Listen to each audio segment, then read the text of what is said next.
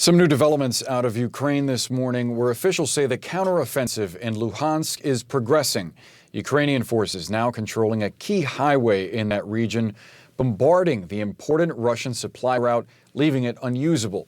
Meantime, Russia is responding to the counteroffensive, a top Russian official threatening to hold Kyiv's electricity supply hostage, saying power would be restored only if Ukraine recognizes Russia's attempted annexations. Let's get some insight now from retired Lieutenant General Mark Hertling. He's a CNN military analyst and a former commanding general for U.S. Army Europe and 7th Army. General, good morning, and thanks for being with us. The Kremlin threatening to take Kyiv's power supply hostage. How seriously do you take that threat? It would certainly have a huge effect on the nation of Ukraine, Boris, and good morning to you. What we're talking about is during a really tough winter that's coming up, having been in Europe, especially in Ukraine during the wintertime, it is cold. So you're talking a combination of not only electricity, but heat, any kind of power supplies that would not only contribute to support of the civilian population, but also support of the military. So it is certainly an approach that the Russians have used from the very beginning, taking away the infrastructure, but it's going to be particularly important during this period of the year. What can Ukraine and its allies in the West realistically do to either prevent that or try to circumvent some of the effects it causes? Well, they've been doing quite a bit in terms of providing air defense support, capabilities to destroy incoming missiles and rockets that the Soviets are using, and now drones that they've received from Iran. So it is all part of the counteroffensive that Ukraine is conducting. Unfortunately, the Russians have fired so many missiles, rockets, drones at all different types of targets in a very large area of Ukraine.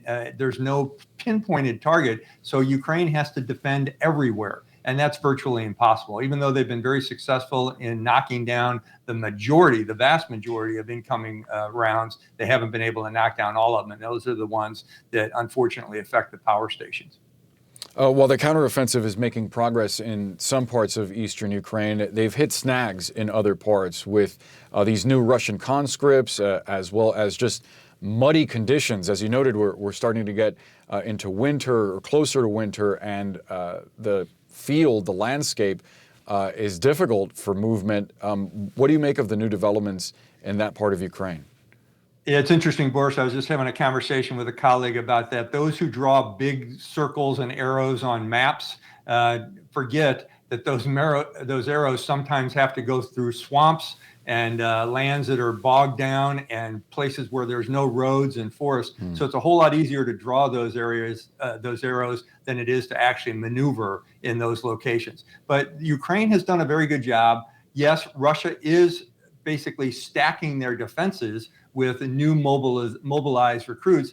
But again, those recruits are absolutely untrained, terrible, and joining units with low morale. So what we're seeing really is Russia feeding more meat to a meat grinder. And Ukraine will have increased challenges with countering those kinds of larger units because, after all, quantity has a quality all of its own.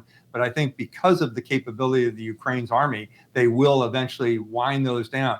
One of the areas is that southern area of Kherson. Estimates by the Ukrainian intelligence is that there are close to 40,000 Russian troops on the western bank of the Dnipro River that have no means to escape. So that's an area that I've been watching very closely. When you don't have the ability to resupply soldiers, have them escape or withdraw, it's going to be very difficult. And there is the huge potential for Ukraine to capture a great many of those soldiers and take them completely out of action. Feeding meat to a meat grinder. Wow, that's tough.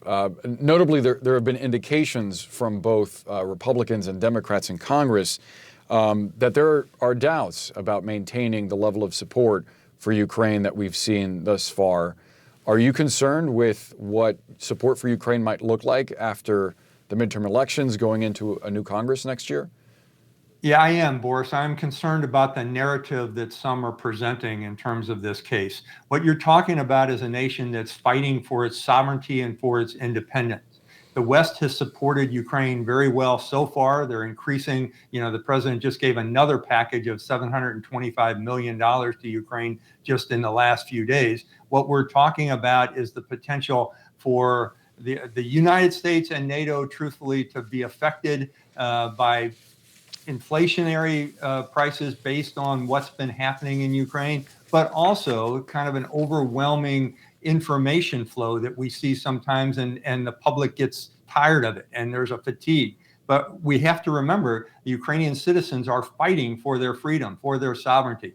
And we have always presented our American values to other nations. When you're doing that in this case, going against a Russian force that actually is committing multiple war crimes and illegal activity, what you're talking about is really having an attempt to sustain that through what's going to be a very tough winter. I'm convinced that we will do that, but it will certainly come up in a debate in Congress and in NATO as well. But the support seems to continue to flow. General Hertling, as always, appreciate your expertise. Thanks. Pleasure, Boris. Thank you.